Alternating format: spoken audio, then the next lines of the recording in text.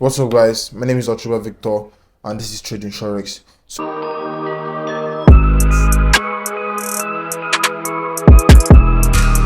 today I'll be talking about three topics.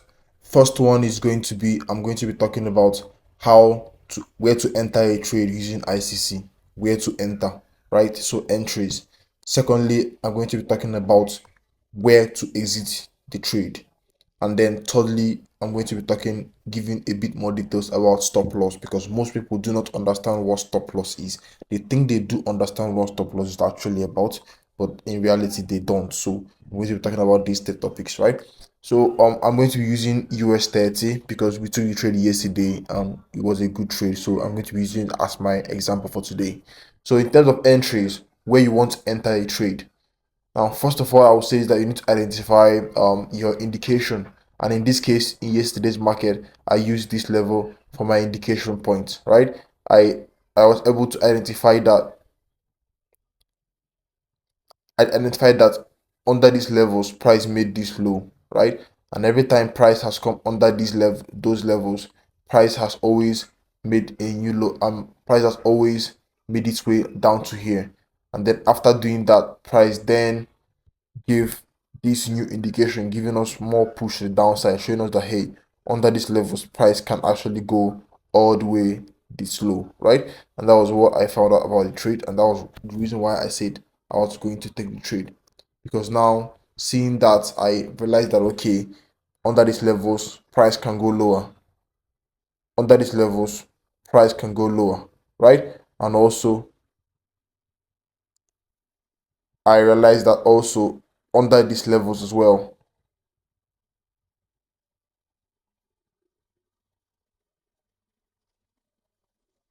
right, that under these levels as well during session, price can also go lower. So we have two indication levels on this trade, which was pretty clean.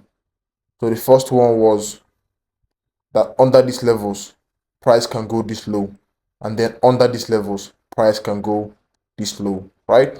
And that was what I found out about the trade, and that was the reason why I entered the trade in the first place. Now, in terms of where you want to enter the trade, now you have identified the indication showing of price showing you where you want to go.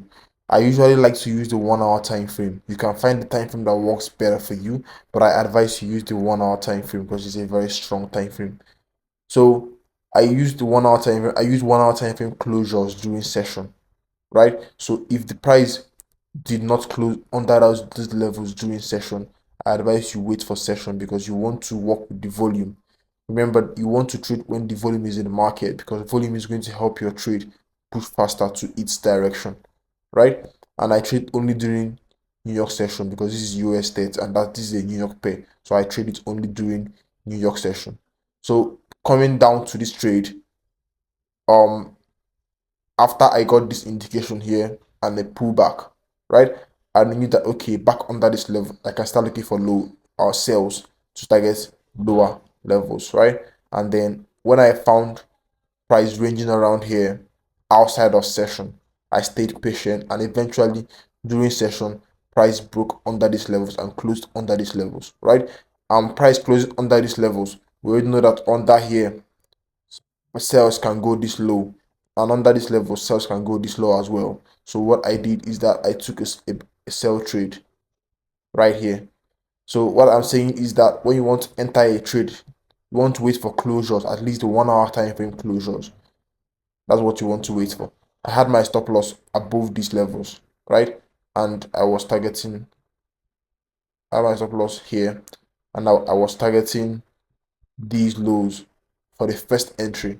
I was targeting these lows, and then after price made that drop to the downside, it started to close under these levels, right? Now, also, if you wanted to enter this trade based off this idea, this would have been a good entry after price closed here. You could wait for price to pull back a bit and get in. But the reason why personally I didn't get in was because I had nowhere that I would place my stop loss. So that brings me to talking about stop loss, where you want to put your stop loss. Now, if you notice here in the first trade, after price closed under these levels, I took a sell and I placed my stop loss above this structure here. Placed my stop loss above this structure here, right? So you can place your stop loss above a structure, because for price to break above that structure, that means more buyers need to come into the market, right? So this is a structure, and this is also a structure. So you can either use this level above here for your stop loss if you want to be more careful, or you can also use this level for your stop loss, right? So I used this level as my stop loss, and then in this situation I didn't take this sell here because there would have been nowhere to, there was no structure for my stop loss for me to place my stop loss. As you can see, after price just dropped down to this area, there was no way that I could be able to get into the trade, because there was no place for me, there was no structure for me to place my stop loss. If I said let me use if I said let me enter it here and use this structure that is all the way up here, that would make my trade be a it wouldn't be able to give me much profit, because my stop loss is way too wide. And that was the reason why I did not enter the trade here, because there was nowhere to place my stop loss. So after price then gave me this, let me take this off for now. So after price gave me this structure here, right here. After price gave me this structure above this level. After price gave me this structure above this level. Let me use sorry guys. Let me use this two instead. After price gave me this structure above this level, I now took my sell trade under the, after price gave me this structure above this level, closing back below here. I now know, okay, now I have a structure where I can base my trade on. So now I know I can enter a trade off here and probably have my stop loss above this structure, and then target this level, which is going to give me a 122 R trade. And that was how I was able to catch my two trades on this pair yesterday. First one being here and stop loss being above here, and then targeting this low, and then second entry being here as well. And all this thing came from the indication I got here that, hey, under this levels price can go this low, and also under this levels price can go this low. So it all makes sense why I hold a trade. Now in terms of stop loss, in terms of giving you more details about stop loss is not just a place where you lose your money, right? Stop loss is, I want you guys to look at stop loss more as a level where you know your trade becomes invalid, right? So what I would say is that if I was taking a trade, this trade right here, let me take this off. So this trade right here was valid, but because I was not comfortable risking all this in this trade, that was the reason why I did not take the trade. You get? So I was just not comfortable risking all this. So stop loss is all about what you are comfortable risking in a trade. It's all about where your trade becomes invalid. So when you check out where is the level that your trade becomes invalid, when you find that level, what you want to do next is that you want to then determine if you are willing to take the risk that that level offers. Because if you are not willing to take the risk, if it's too big of a risk for you, what you can do is that you can wait to see if you can get some pullback in the market to take the trade and be able to risk what you can afford to lose. So stop loss are actually two things: what you can afford to lose and where your trade becomes invalid. In terms of where your trade becomes invalid, me personally, trading ICC, I like to place my stop loss under a structure. Now, we know that ICC's price comes here, rejects the zone, and then gives you the indication, right? After the indication, price corrects itself. Then after the correction, back above here is when we are taking buys to target these highs, right? And this is just what I call ICC, indication, correction, and continuation. Now, in terms of stop loss in ICC, if I was to enter this trade, what I would do is that I would take my buys here, and then I would place my stop loss under this level here, this structure.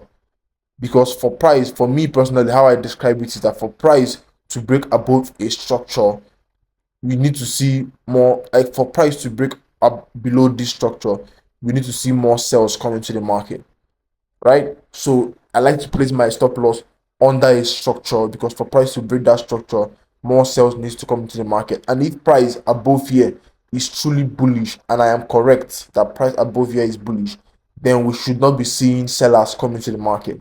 Though sometimes you may, but most of the times you will not be seeing sellers come into the market because price is now above an earlier area where buyers have control of the market and they can push price higher, right? And that's why I place my stop loss under the structure. So I would advise you place your stop loss under the structure, or if you don't want to place it under the structure, you want to consider a level where your trade becomes invalid.